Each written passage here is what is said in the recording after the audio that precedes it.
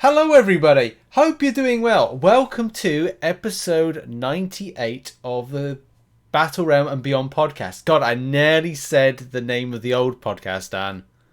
That would not be good. We're still adjusting, Rich. We're only 3 episodes in. That's true. I'm in the adjustment phase. I still haven't got over dark artifacts we used to be in dungeons and incursions or incursions artifacts. It's a bit of a tricky one, but I'm getting there. So that's kind of like that's that. Hello everybody. Welcome to another edition of the Battlegrounds and Beyond Podcast. We talk a little bit about stuff going on in Marvel Contest of Champions, and we talk about things going on in other interests, MCU, fantasy, Star Wars, sci-fi, you name it. We'll talk about it. But yeah, it's been another week. You can find us both, first of all, in the links in the description, in the bio. Podcast is available on SoundCloud, Spotify, iTunes Podcasts, all the major places where you find your podcast. Make sure to follow, like, and all that stuff so you get updated. And on Twitter, you can find Dan and myself. You can find Dan, who I do the podcast with, on www.frontlinemcoc.home.blog. Links are in the bio. Go to there for your regular information, up-to-date information, current things that are going on in Marvel Contest of Champions. Got all the intros out of the way there, Dan. What a week. How's your week been? I feel like my week has just been that of an observer watching the chaos unfold between people, dealing with this Dragon Man in Eternity of Pain, and then more so fighting their way through Act 1. Act 8.1 and all the bugs, and particularly this VX the visual bug that has kind of permeated the rest of the game too. A lot of upset Ghost players, a lot of upset Kitty Pryde players. I have a Strife on my lane in AQ that was behaving a bit strangely. Yes. I had to watch that timer because he wasn't disappearing when he said he was going to be disappearing.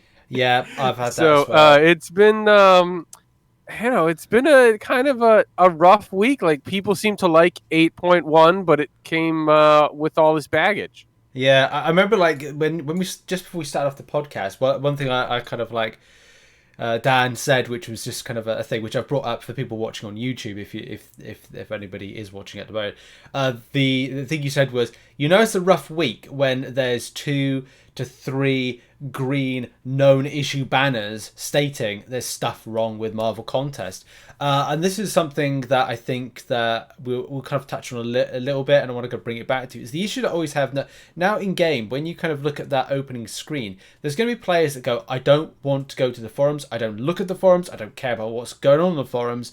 But the biggest problem is that level of communication. If you don't get involved with the forums, you won't know that there's a VFX issue, and you have to largely rely on either YouTube, social media, or just kind of your own assumption to go, hang on a minute, there's a problem with the VFX.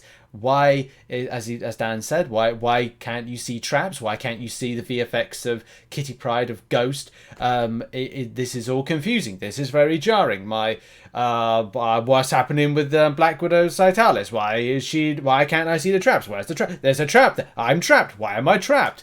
There's a lot of questions. So don't think that you're going slightly mad, but there is something going on with that. Any case, week-wise, it's, yes, apart from that, the Battlegrounds stuff, which we'll talk about, we'll probably go into a bit more detail in a minute. It's kind of like swept underway. Dan, have you been, I'm kind of like derailing where the kind of the structure of the podcast is going somewhat, but let's bring it back to kind of like a little bit of stuff. How's your work week been, Dan? My work week, this week's kind of been a recovery week. We had a monster weekend last week with like 6 shows.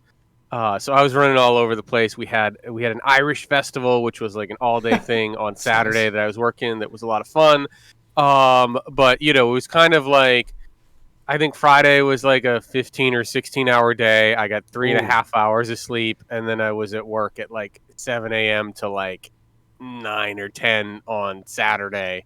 So I was kind of garbage. And then this week we haven't had as much going on, so we've only got like one show this weekend, and I'm actually going to a wedding So it's Nice. kind of I kind of got through a big gauntlet. So it's a little bit of a reprieve before things pick back up again. So it's actually been nice during the week because I've had a lot of time to play some MCOC after work, and now I've moved up to an alliance that's playing map 8, so I'm Nice. adjusting to my new map 8 lanes. I just 100% completed Cavalier difficulty, so I'm scraping together those rank 4 resources. I'm almost to my second rank 4 now. I'm in Nice. the home stretch, so yeah, it's game wise. I feel like it's been a good week, but I haven't been trying to play 8.1.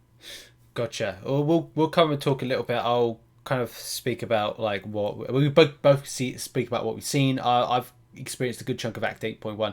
I've been going through an early interview process with another games developer, which I'm still trying to figure out what's happening with that. I don't know if it will go anywhere. There's a lot of kind of moving pieces that would affect the YouTube channel a lot, so I have to be very careful about that. But the stuff that I'm doing currently with, bless you, by the way, poor Thank you. Dan. Are you unwell at the moment? Have you picked up a cold or a bug? It's just we're waking up and it's like 45 degrees Fahrenheit, and then it'll be like 75 by noon.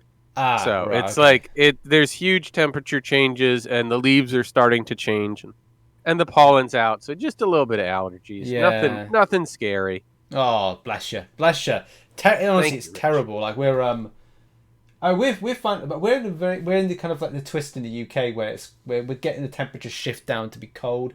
Usually, Frank gives us a good kind of indication of what happening with the weather because he's always. Oh, is it almost time for Frank to go sleep? It is. He's coming. He's Yeah. coming close to it, but then because at the moment he's being set by a sitter. He's got a tortoise sitter, if that's a thing. He's staying around with my dad. When we because he doesn't travel well. When we kind of Yeah. like got him out of his kind of travel box and like sat him down on my like dad's grass, he just kind of trundled off, and we were like, well, this was not the same tortoise we had at our house. So I don't know if he's just kind of like he's exploring new, and he just seemed a bit more active, which is kind of weird, and kind of him as our barometer telling us what's happening with the weather is kind of off. So we're like, okay, what does this mean? Although it's a little bit sunny here, but yeah, like it's been a cool week for myself. Still doing stuff with the other games developer I do work for, and there's some big projects going into the new year with that. But Nice. just a nice balance between doing YouTubing, MCOC, and like all this kind of Act 8 stuff, and trying to be as kind of up to date as possible with what's going on, and also making 10 additional videos that go out next week whilst on holiday. I heard that yesterday in your video. Yeah, so I've Yeah. that's going up. There's some really fun stuff that I've kind of made for it. I'm just gonna see if I can get the list of videos, including how to be Paragon in 2022. So we've got if I can bring it up on screen. So yeah, got loads of little crystal openings, fun crystal openings. How free to play can get over 50,000 6-star shards in a month, and that was a surprising video to work on. I worked with that with another MCC YouTuber. Another thing: do you actually need 27,000 units for Cyber Weekend? That answers a question from the community that asked me on that one. 27,000, huh? Yeah, it was a question in our live stream. Someone said, "Oh, I've been told by lots of people we need 27,000 units," and I was like, "Who's telling you this? That's not accurate." Don't give them any ideas. Yeah, exactly. There's also how to keep motivated when grinding arena, and also a little fun video with like M's back opening crystals, and I've edited some funny bits for that one. Also Paragon daily crystals versus Thronebreaker crystals, and like the kind of difference. There's a lot of kind of like interesting stuff that I've had to kind of pre-make in order to kind of like get ready for this holiday. But in any case, that's now into our MCOC coverage, and let's begin with the VFX bugs and somewhat input issues, which I'm seeing being reported from around the Battleground. And I got to be honest, it's not really the greatest of content launches for Kabam. I am surprised that with the Like, I don't get. I mean, look, I'm not a games developer, so I don't get it. I mean, I'm in the space, but there's a lot of stuff Right. that I don't get, because we had the update, which was early September. We had a hotfix patch, and then Which didn't fix anything. which didn't fix anything. Which that's another thing we kind of did put on our list to discuss. But then it was all of a sudden, oh, we've had 8.1 release, and as soon as that was released, the VFX issues happened. Right. It's So like- like clearly it wasn't with the initial update for the month. Something with turning on 8.1 broke all of these visual issues in the game, like, Yeah. and it's, some of it's like pretty meaningful, like the visuals for the phasing and the traps, but some of it's just like goofy stuff like Galen's staff. Yeah, there was something I came in contact with, which was, I think it was a VFX with Red Wing with Cat Wilson. I'm not 100% sure, but I've got to look back at the footage because I was recording, and I'm pretty certain it's invisible, the projectile that's coming towards you. Mm-hmm. And I'm like, I'm not dead. Good luck. Yeah, I'm not dead. I ain't got spider sense. I'm like, Yeah. how do I know when this is coming towards me? I mean, I could guess it, Yeah. but that's the level of stress I don't want with this game. This game for me is all about that kind of like enjoyment factor. And I'm still enjoying myself. I'm not going to say like, oh, I'm really unhappy, and it makes me kind of like, I think it's because I'm desensitized over these years of scuffness that I'm like, Right. It's not like this is the first time we've seen this happen. It's just a slightly new twist on it. yeah, It's like, oh, we broke traps this time. yeah. It's a funny thing to have, as being widespread as this, and also how violently widespread it is. Yeah. Like, and that's the great thing about like Marvel Contest is and he's even like, I don't know if this is a thing where it gets a little bit kind of. Did you see what Gabe put on Twitter? I'm gonna have to get this up really. I was gonna put this as a little kind of like comment on like an MCN, but I found this particular remark being like, I don't know if there's a dig there or something, and I am surprised. But it's Gabriel Fazera said, the art team at Kabam is amazing. They make very complex jobs seem effortless. I believe they are the soul of the game we make. And he posted that early this morning, UK time. And I was like, hang on a minute, what are you trying to say? This comes at the wrong time to say that. I would have said that maybe at the start of the month or next month, but it's like, ooh, okay. Well, yeah, the other departments may be kind of like, but the thing is, the art's great when you can see it, right? Yeah, exactly. And the art is always amazing. They do some, and they keep putting out more of the wallpapers and all those kind of things. And Citalis looks amazing. But yeah, I think it's interesting to see, like, you assume because these things broke that they are somehow related in game. Like, who would have guessed that like phasing is related to traps, but also like some of sort of the the flair around some of the VFX, the staff or Red Wing or whatever. So it's always interesting to see, like, when things break, what's interconnected with what.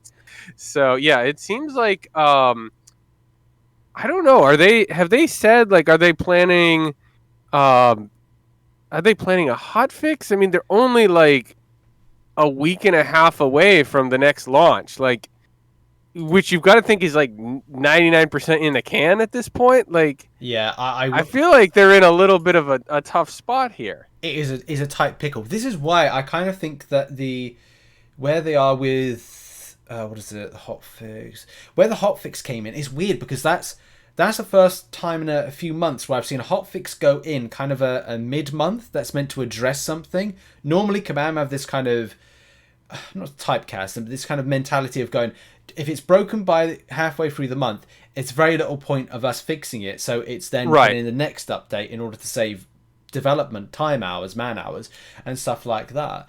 So yeah, I mean, it's a very, very kind of like good point you have there with this, Stan. It's like, well, yeah, you're right. If it's in the can, and you're kind of going back to that update to kind of rework on how things are gonna be. And this could be something that's attributed to coding. And if it's coding, it may be easier to kind of recode. But obviously, I'm on the outside, you and me on the outside. We don't know the extent of like, okay, going right. Yeah, for us, we can fix this. It's just a little coding error. We can do something. Blah blah blah blah blah blah blah. Bash it together. Hot fix out by the end of the week. But it seems like the way that Kabam have responded to certain other threads is like it's more hassle than it's worth getting an update ready, sending it out to Apple and Google Play to then be put out as a thing. And I don't know why it's so much of a. I know that it comes across like it's more of a hassle, but then I know a lot of games just like there's always constant updates in order to make the game kind of run. I don't know, like, yeah, I could be overly critical about this from the outside, but then I don't know how Kabam look at this from a situation on the inside, going like. I mean, I think where they get in trouble is like we basically know, and they know when they have to have an update out every month. Yeah, like that's the thing. Like they can't really push the monthly update that has to go out the Monday or Tuesday when it's supposed to go out. Yeah, and that's a hard deadline. So it's like, if something's wrong, they still have to ship basically. Yeah, and that obviously that can be in a detrimental effect to it. And maybe I don't know. With that date point one, it baffles me from the outside of how something like this happens where it's not. Well, I don't know if it's due to the hotfix, because the thing is the hotfix could be. I'm just thinking, what was the hotfix? Hotfix was meant to stop freezing. It was the freezing and the Battlegrounds masteries. And the Battlegrounds were the two big things, and neither of those got fixed. Oh yeah. I don't know if. Yeah, I don't know. It really does. That really does like baffle me. But then it's like the extent of this particular VFX issue, how it kind of like, yeah, what's happened, because it's a pretty game wide affecting. Oh yeah, no, it seems like it's every mode. It seems to be happening every time with these characters, and of course you're talking about characters like Ghost and Kitty that people use on offense all the time, but also some defenders that could get a lot trickier based on what's happening, like Hood and Invisible Woman. So yeah, it's pretty widespread. Like I wonder if we're not in war season right now, so that kind of takes the pressure off of that, but we will be by this time next week. So you gotta wonder if that has if it's not fixed by then. That's really going to cause some more knock-on issues. Yeah, because it kind of ruins it will start ruining the competitive elements. Like I don't know, because I don't play Battlegrounds at the moment. I will do once I've done a good chunk of. I think once 100% Act 8.1, which is my focus at the moment, I may come to a certain point and then stop with 8.1 until the like I might 100% from 8.1.1 to 8.1.5, and then just wait where we are with a fix to the VFX stuff before going against Black Widow Citalis, especially because the extent of like not bitterness but kind of frustration at the fact of wasting units, wasting potions, wasting revives on this particular interaction is kind of ruining the vibe that this is. And I still got a good vibe with the content. I like making videos on this. I like making the content of like enjoyment of paths, but there is a call from players to what they're going to do when it comes to compensation. That started as of the last, I think, 24 hours of like, look. Yeah, that was pretty immediate. Yeah. And we just got a little bit for Battlegrounds, so you got to think this seems like it's headed towards one of those like general like thanks for playing MCOC ones, because like if we see this every time, right? Like they're gonna send a package of stuff, and someone's gonna be like, I use 15 revives, I use 30 revives because of this, and we know from history that there's it's almost certainly not going to be like a direct 1-for-1 compensation for, the impact a certain bug had on your account on a certain fight. Yeah. You So will. it's I know that upsets people, but it's kind of one of those things like set your expectations, because we've seen this one before. Yeah, no, if you're absolutely right. If we're kind of going like, oh, this is. I remember back with the Venom Pool boss, Act 8. Yes, Not variant, Act 8, right? sorry, Variant 8. You're right, Variant 8, Dedapalooza. That's that was a shocking thing that how that was kind of put in. Right. I don't think the compensation matched the level of kind of like input to get that down, and that's something that took a bit of time. Well, it didn't take a time to get compensated, but it just you're right. Try not to get expectations of you're gonna get a like for like swap. So if you are concerned with going into it, and I don't know how extensively and how quick people are willing to grind right through, but as I said, if you're worried about these things, I can get through some of the lower end of the VFX issues, like your Cravens, your Strives, as in fighting against them. Don't use the champions that phase, like Ghosts and Kitty Prides, Emma Frost, Strives as well. And you know, have caution before doing it. Yeah. I mean, it's one of those things. Like, I think there's obviously a group of people that is waiting like day one that probably is already 100% of this. Yeah, that's basically. To be they were gonna battle through this basically no matter what. Like, if it was beatable, they were gonna find a way to beat it, no matter how hard it was. But there's definitely some good rewards there. I'm excited to get, but the big one you can't use, because you're not going to be able to use that tier 6 class catalyst fragment anytime soon when it's 25% and you need 3 whole ones to rank 5 a champion. But I think looking at the rewards, like you were saying, like, what are these rewards for Act 8.1 mean for the rest of the year? Like, I don't think we'll get 8.2 before the end of the year, but does that mean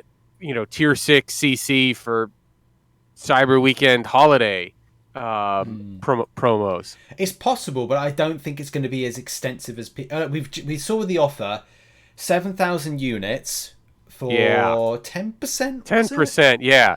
So like maybe you can pick up another 10% if you go all out on Cyber Weekend, but but that's kind of how they've done it, right? Like it's like very high prices for very small fragments for the people that have to be first. It's you're always paying for speed. In this game, so as I've said before, people will go for it. That 7,000 unit is like, of course, because it's current meta, and people are either kind of starting to chase that prestige.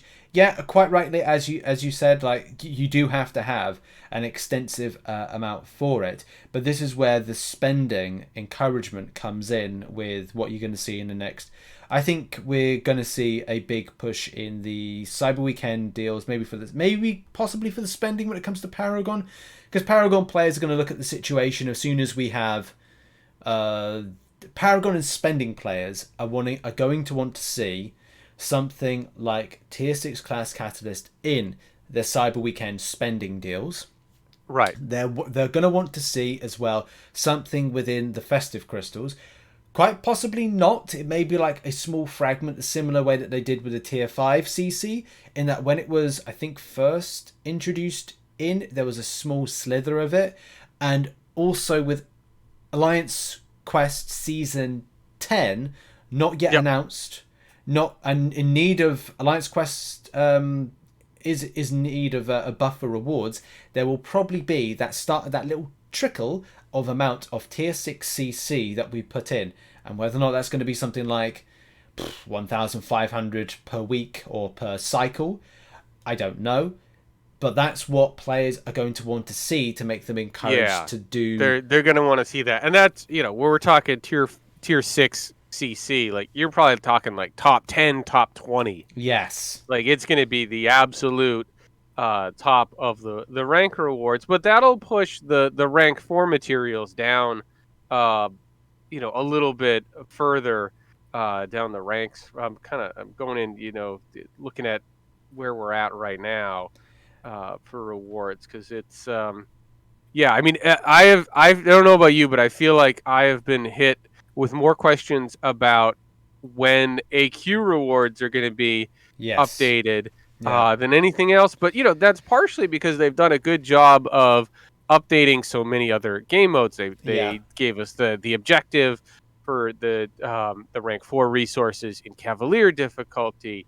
Hmm. They've just updated War, and now we're hearing Incursions are getting a buff. Yeah. And I think the headline here is the long-awaited solo Incursions. One of the most asked for features in the game is coming on October 13th, Rich. That's very surprising because Kabam John was on the XN interviews and said it's unlikely, and I think this was a big surprise. It's a fantastic surprise because it listens to the player base. When I did an Incursions top 10 improvements video that players wanted to see, one of the top things, I can't remember how many people actually mentioned it. I should have taken like a tally of something, but that was one of the top things mentioned to be in it, and that's going to facilitate a lot of things. For me, there's a lot of things there's some stuff that's not there, but something to point out is that there's still some things to be still announced with that particular mode. But seeing that we've got the Incursions Crystal being extended to 6 stars means that's a banging improvement. Yeah, that's a big win because those rewards were really, really dated. Now you could get 6,000 6-star shards out of Incursions, but that was like every 3 months. Yeah. From the store. There was some more from clearing the top. I think it's sector 8. But that wasn't where you were going to grind out 6-star shards. It was when you could get to it. Yep, you could get a little extra, but it wasn't a ton. No. So yeah, putting 6-star incursion crystals in where you get that 10% chance at a champ you want to target. That's huge because those dungeon crystals back in the day when when it actually meant something to target a 5-star were pretty popular for a period of time. So that's great. We are moving out of the Ultron meta. Dr. Doom and Iron Man Infamous will be the new bosses, along with a bunch of Doom bots. So it's kind of the Castle Doom meta going forward with Incursions.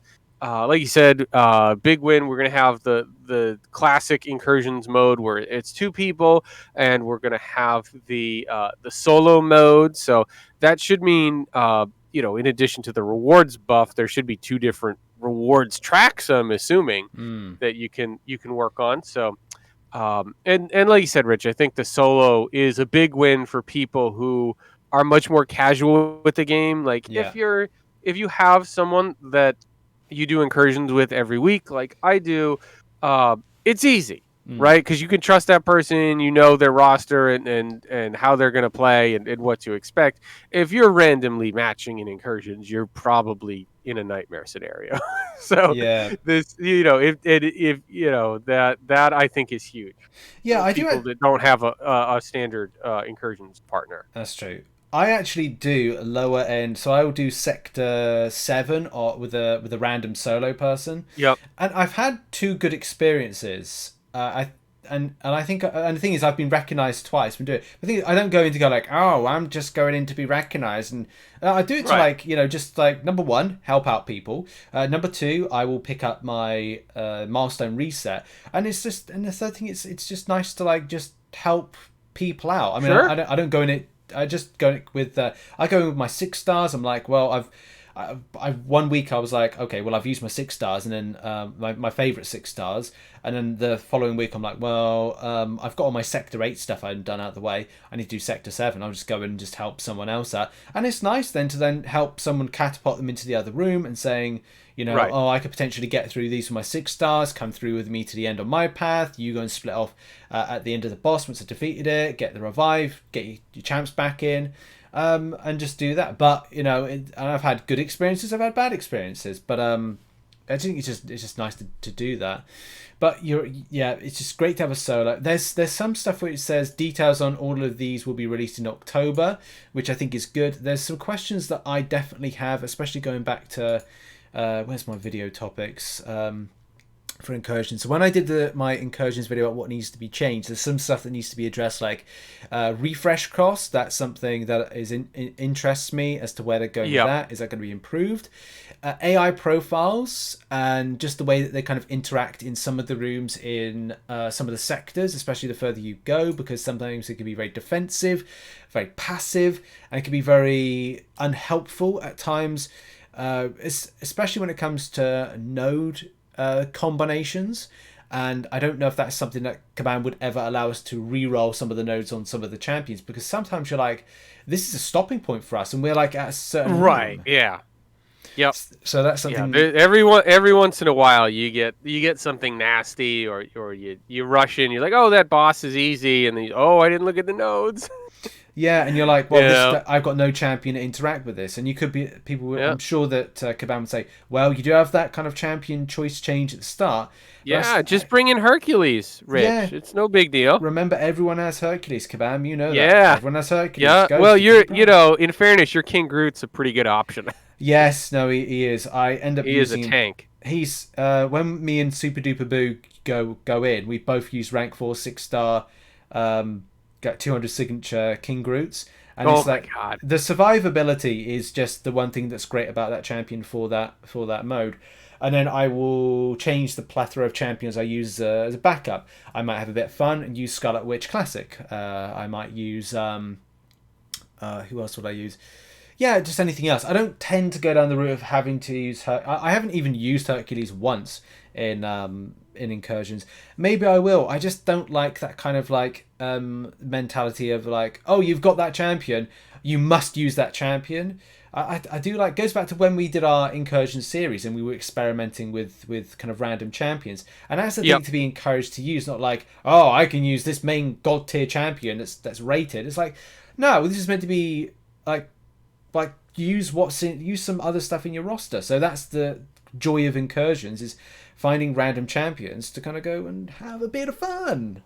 Absolutely, yeah, and hopefully there'll be some like new nodes and things like that. Yeah, some kind of play around with and stuff. Yeah, I don't, and then I know that the Kabam are putting in new champions from like the 2022 that they haven't done before. Yeah, there'll probably be some new defenders. It does say new. Yeah, it says new nodes and encounters. So yeah, newly released champions and nodes await to challenge you and your champion. So.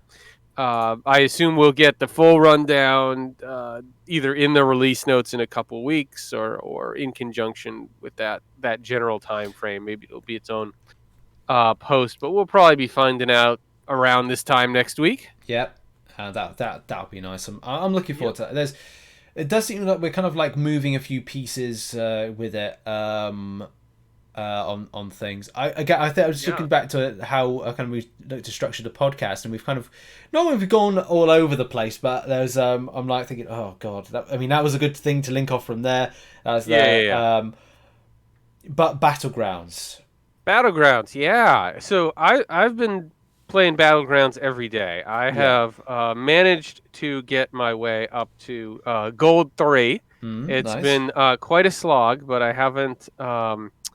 I haven't spent any money on it or any units or anything like that. I very much like the mode, but it isn't a very RNG dependent experience, right? And usually when I, especially like getting from Silver 1 to Gold 3, like I got 3 really easy matchups in a row, like. People that had all 5 stars in their deck, or maybe like 1 or 2 6 stars. So it's like, oh, yeah, you've got 1 rank 3 and it's Hercules ban, and I'm gonna ban your Null, and I'm gonna ban your Penny Parker, and you don't have anything else I'm scared about. Oh my god! So, like that's the thing, right? But it's like you get 3 of those in a row, and you feel like you're the king of the world, and then you get the next one, and it's like, oh, like this person has like 5 rank 4s right now. Dude. You know, like it's like, oh god, like, you know, and you're just like, okay, like I can't ban all of these scary defenders. You know, so you know, it you get that, like, you know. And DNA was kind of talking about this. It's like it's hard to move up because you like kind of need that streak to line up to move up, because you know, if you lose, you go, you know, you go backwards, you lose your medal. Yeah, that's the thing. I do plan to get involved with Battlegrounds. I might, when I'm off next week. I've got like a lot. Like I had like this MCOC job list, and every time I think that I've cleared it, I'm adding more stuff on. At least because I'm not going to be recording and making content next week. Or I say that I might be away and then kind of going, oh, I'm going to make a video now to react to this. So then it may be a case of like, I guess I'm posting this then. So we'll have to see how next week goes with things. But I would have liked to have spent some time really kind of getting like my teeth into it, and I'm hoping to. But the concern I have when going to it is that because I'm taking such an extensive 6-star roster, that when I go into it, that will I be fielding will I be stomping on people in the very early stages of Victory Track, or how it kind of like starts off with the early stages. And like, am I going to get like probably? Yeah, and that's just the thing. I mean, strategically, it's an advantage for me to wait as long as possible, not to the end of the season, but wait as long as possible so people have established themselves. To then it means that like, people are falling into place. Once that and I use bunny ears. Falling into place means that some of the people with kind of less established rosters lower than me, and I go stomp, stomp, stomp, stomp, stomp. I ruin their expectation of where they feel they should be in that particular battleground kind of thing. They're not able to kind of go up as a result, and it then leaves this kind of like sour taste in the mouth. I'm not saying Kabam should like completely reevaluate the way that Battlegrounds is in different like, you know, sectors of stomping, but I thought that's what they were doing with this Victory Track. Yeah, no, that's kind of how it feels, and it's, you know, it's interesting. Like as I've kind of progressed up, is like, you know, I'll get to a new level and I'll get stomped for a day or two, and then it'll kind of even out, and then like on like the 3rd day, I will get a bunch of easy matchups and move up. And it's kind of been that pattern, whereas like every time I move up, like 24 hours later, I'm like, oh man, I'm stuck, I'm never gonna get out of this. And then 2 days later I've moved up.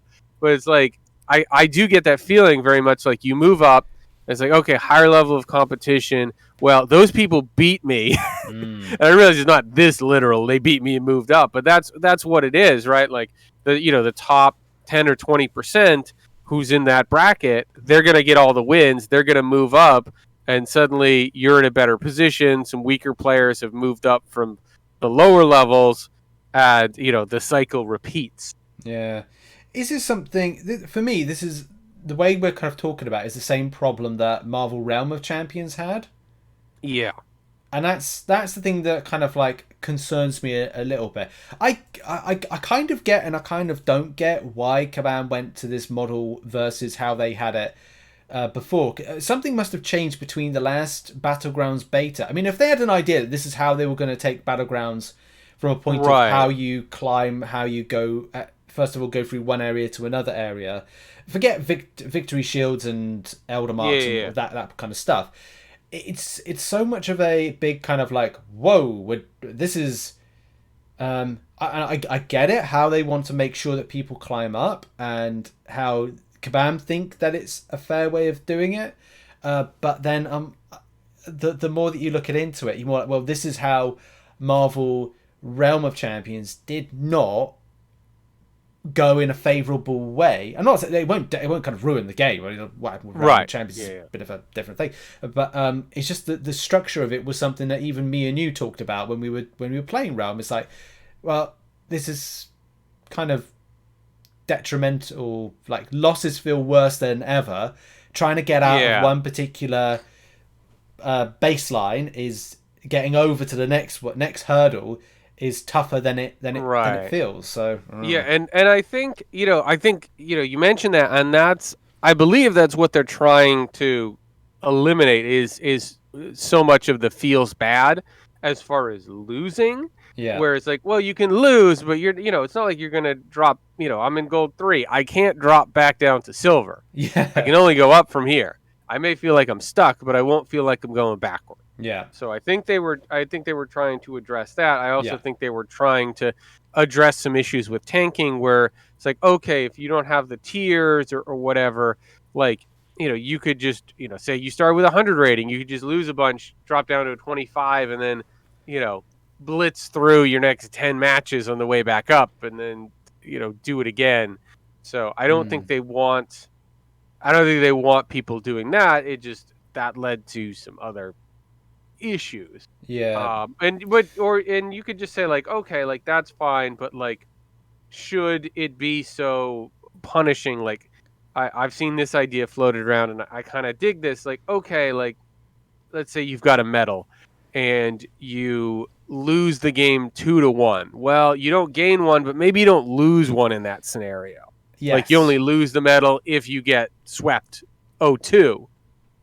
So something like that would be a little less punishing, so to speak. So there's different ways to tweak that, so we reduce some of the feels bad. Yeah, absolutely. I'm sure that like the hardcore kind of competitive scene would go no to that, but this is a problem from what the game is. I'm not saying like MCOC is like turn more like casual, but then like this is not meant to, this mode is not meant to feel like an extensively grindy mode, the same way Incursions is not really meant to feel like a extensive grindy mode. Like doing Incursions, for people that regularly do Incursions, is like you said, it's either a once a week thing. For me, I will do it for 1 week a month. I will do it 3 times. I'll do one when it comes to top zone bonus reset for sectors, and I'll probably do it 3 times with sector 9, sector 8, and sector 7. But I do sector 8, sector 7, and I may do one more time to just grab the incursion artifacts. Funnily enough, I will do it today, incursion artifact grind, and then like I might just kind of, I don't know, and that's maybe the thing, because solo mode comes in, it may give the opportunity of doing that kind of little quick grind, go in and grab what I need, and that's like, I don't know, 30 minutes to an hour, depending on the meta change. That's one thing that's kind of like reducing down the time invested into it, which this mode kind of like needs. And oh damn it, I had this kind of like point I was going to lead into that represented that, and I was gone out my mind. But damn it. But anyway, I can move on to something. Okay, I wanted to kind of like put in. Kabams said about 2 weeks ago that, and this line here, we don't have any details at the exact moment, but we will have more information early next week. And that early next week was meant to be this week. So I don't know. Yeah, I haven't seen anything. No, I'm kind of surprised on that. But I guess I'm betting that once Act 8.1 had issues, and their hotfix didn't work, that probably pushed this back. Yeah, I think as well there's been a few, because Battlegrounds has still had it. I mean, look, I give you a good example. I'm on Twitter at the moment. In my notifications, I've just like seen a message with a screenshot. I'll send the tweet to you if everybody's watching on YouTube. Then you'll get to see it in a second. But as soon as I send it to Dan, I think, well, there's still more issues at play here with a totally black screen. Oh, which didn't happen last time. I haven't seen that. I mean, I'm sure there's bugs going around. I haven't had any issues in Battlegrounds with bugs this time. So, no. So that's, I don't know, that's disheartening to see. But yeah, that gets into the what device were you playing on, what connection, all this kind of stuff. Yeah, it just would. I mean, look, in a perfect world, seeing stability and consistency with MCOC is such a difficult line. I think Kabam are. I'm not saying they're fighting a losing battle when it comes to. Well, I think that actually is the case. Fighting a losing battle, we're trying to optimize the game for every single device at for a certain age, chipset, operating system, and all those variables. It's such a problem. It's kind of it's a double-edged. MCC is like a double-edged sword. Yeah. Because you've got the great, like, it is a great game. MCOC is a great game. It's fantastic. But at the same time, there's problems with going, oh, we're just going to throw a game out there to Google Play and an iOS for you to download, because there will be stuff that goes wrong with the game based on, you know, the technology they're using. I don't. We're seeing examples of it, like it not working so great with VFX all of a sudden.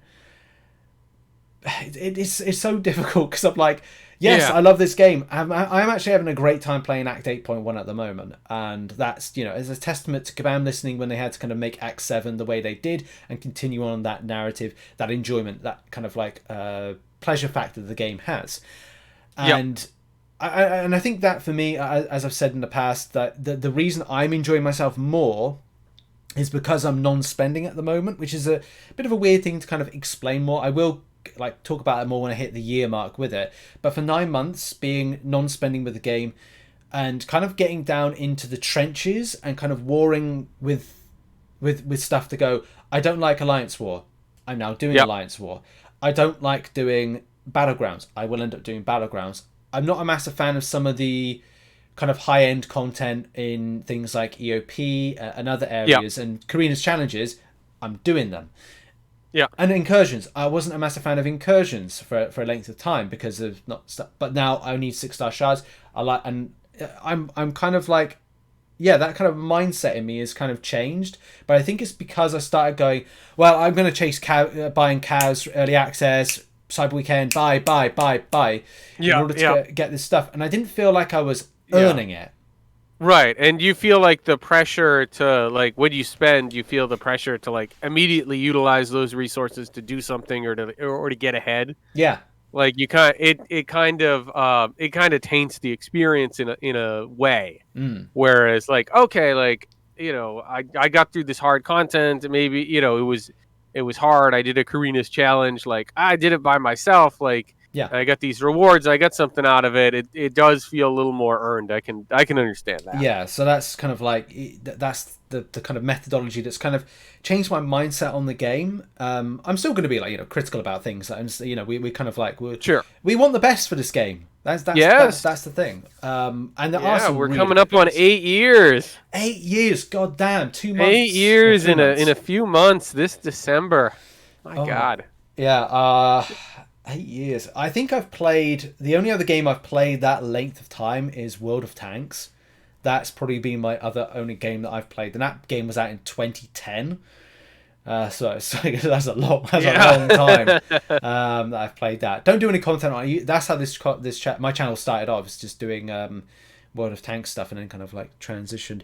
Right, have we got some time to talk a little bit about She-Hulk? Yeah, we can talk a little She-Hulk. So...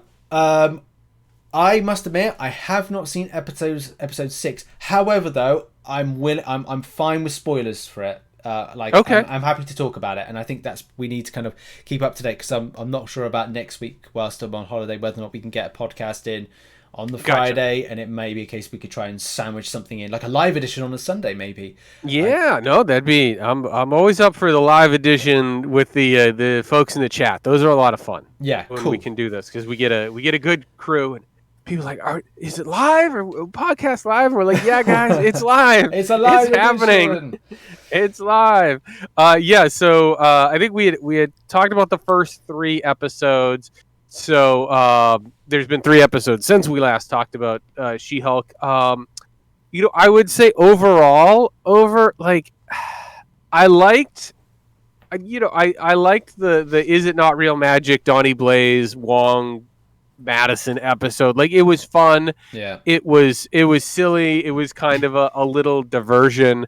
I would say I was really excited, like, after, like, episode 3, because, like, it felt like we had momentum. We had the Abomination thing. Yeah. They seemed to be introducing the Wrecking Crew. Yeah. And, you know, even in there's, you know, for the spoiler, there's, like, of the last, like, 10 seconds of episode 6, they kind of get back to, like, maybe there's someone out there that wants to steal She-Hulk's blood, but we still don't know why or who it is. Yeah. And they haven't seemed to have made much momentum. So it's kind of like I'm kind of bummed that it's like it feels like that was going to be the A story coming out of episode 3, and we haven't really gone anywhere with that in 3 episodes. So I kind of feel like we're stagnating a little bit. Yeah. I still like the way that She-Hulk is acted, motivated, portrayed.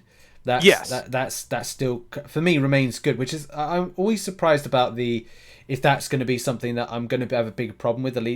I had a problem with Kate Bishop, and also the way that Miss Marvel was kind of presented as a character. Maybe that's just because like there needs to be those actresses. They've done work. The way they come across, but the way that the Jennifer Walters and She-Hulk has both acted from a motion capture perspective, and the way that it's like acted, it's cool. I really like it. I like the way that the episode 5 kind of went, but it's still for me that the supporting characters and the kind of the interweaving stories around the main story arc, that's the thing for me. I get lost in what's happening around Jennifer Walters. Yeah, like it seems a bit too random. Yeah, like when she's not on screen, like there's actually there's an interesting case in episode 6 where Mr. Immortal shows up and hires them, and Jen can't take the case because she's doing other stuff. So we get to really see Mallory Book in action. Well, we kind of see Mallory in episode 5 as well. And she's being set up as this super competent, by the book, she's the one not silly character on the show, right? So we get to see some more of her, but it's okay, I get it. Episode 5, she's representing Jen, that ties in. This, in episode 6 is okay, where are they going with this Mr. Immortal thing? Is this just a throwaway? Because I don't think we're gonna see Donnie Blaze again. He was just case of the week.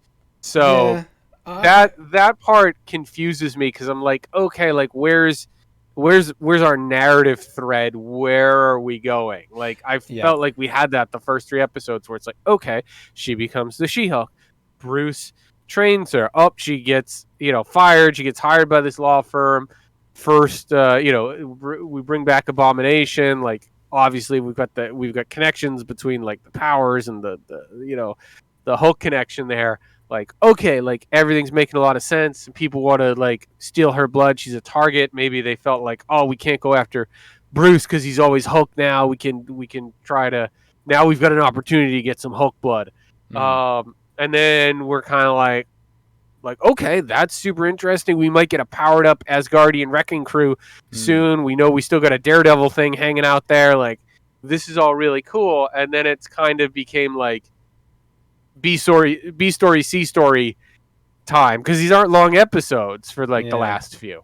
Yeah, it's the way I look at it is the supporting stories just seem to expand like a big balloon and then just pop. And it's tough to go I kind of get where the show's going, and I'm I kind of get where this is going, and this is and as you said, the interweaving story of okay, so they're out for her blood, but we never see it from the other person's perspective of okay, well, I know that the hint, they're doing this hint thing, who's after Jen Walters' blood? Is it going to be candidate A, candidate B, candidate C? But it's you spend a lot of time kind of not understanding the reasons for it. Obviously, there's reasons. We don't have a villain, or we don't even have an underling, really, where it's okay, maybe we don't know who's the man or woman behind the curtain, but there's no one to get attached to. We have no motivations. There's no, she's not even thinking about it. She's not being yeah, that was weird. Those guys tried to steal my blood or whatever. Yeah, I mean, maybe she doesn't, because of the way it happened, she doesn't even realize that's what happened. But it kind of makes if your main character isn't even worried about it, and we don't have someone plotting in the background, it's okay, where's the tension coming from with this, because it's like out of sight, out of mind.